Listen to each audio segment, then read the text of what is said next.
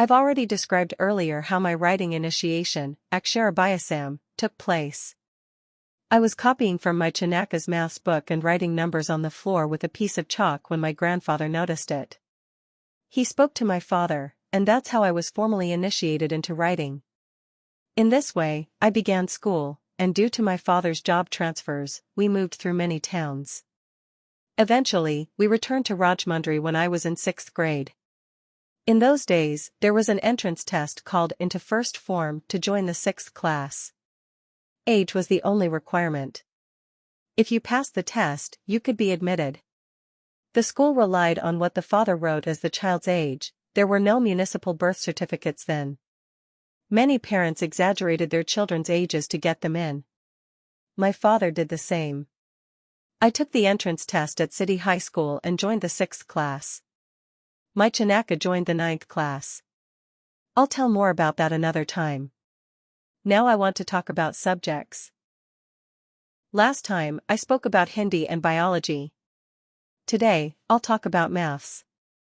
Since the school I attended with Chanaka was far away, my father admitted me into a closer one, Danavipada Municipal High School, for 7th grade. I was fairly good at maths. I used to get good marks.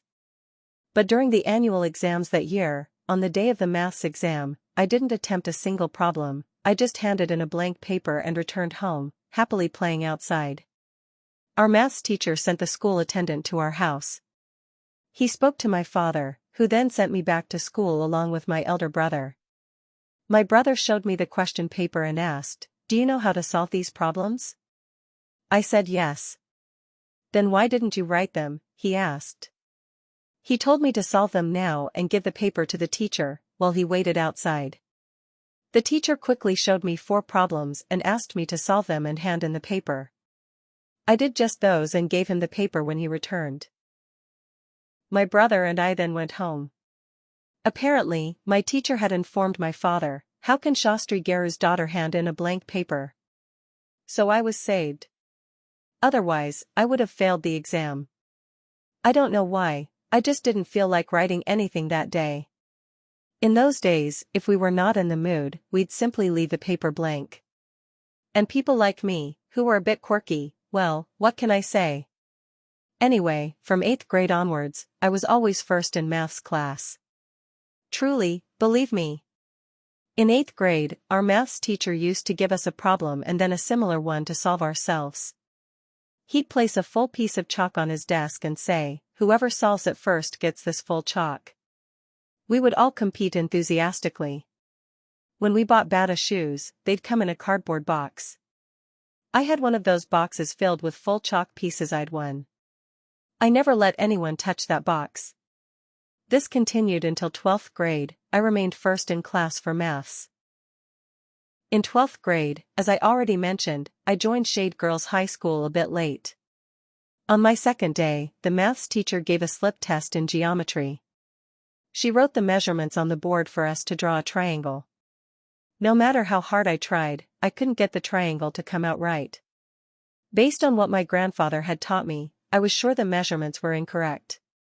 So I drew the figure the way it should look with the given measurements and submitted it. Later, I overheard students talking.